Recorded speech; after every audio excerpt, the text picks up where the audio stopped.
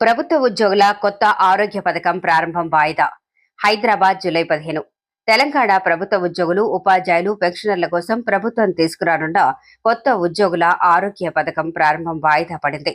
July 15 నుంచి కొత్త health కార్డులు జారీ చేసి నూతన ఆరోగ్య సేవలను అమల్లోకి తీసుకురానున్నట్లు గతంలో ఉద్యోగుల ఆరోగ్య సంరక్షణ ట్రస్ట్ ప్రకటించింది. అయితే పరిపాలనా సాంకేతిక కారణాల వల్ల ఈ ప్రక్రియను తాత్కాలికంగా నిలిపివేశారు.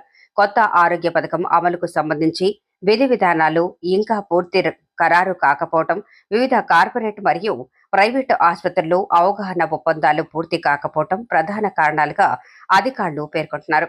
ఆసుపత్రుల ఎంపిక, నగదు రహిత వైద్య సేవల విధానం, చికిత్సల జాబితా, క్లెయిమ్స్ సెటిల్మెంట్ వంటి అంశాలపై ఇంకా చర్చలు కొనసాగుతున్నాయి.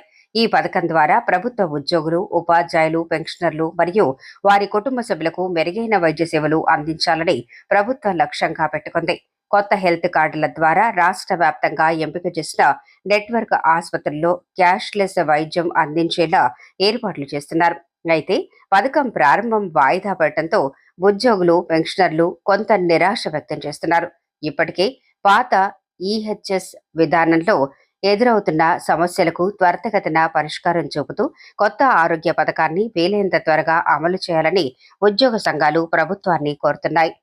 ఈహెచ్సిటీ అధికారులు అన్ని ఏర్పాట్లు పూర్తయిన వెంటనే కొత్త ప్రారంభ తేదీని అధికారికంగా ప్రకటిస్తామని తెలిపారు. దీంతో ప్రభుత్వ ఉద్యోగులు, ఉపాధ్యాయులు, పెన్షనర్లు అధికారిక ప్రకటన కోసం ఎదురు చూస్తున్నారు.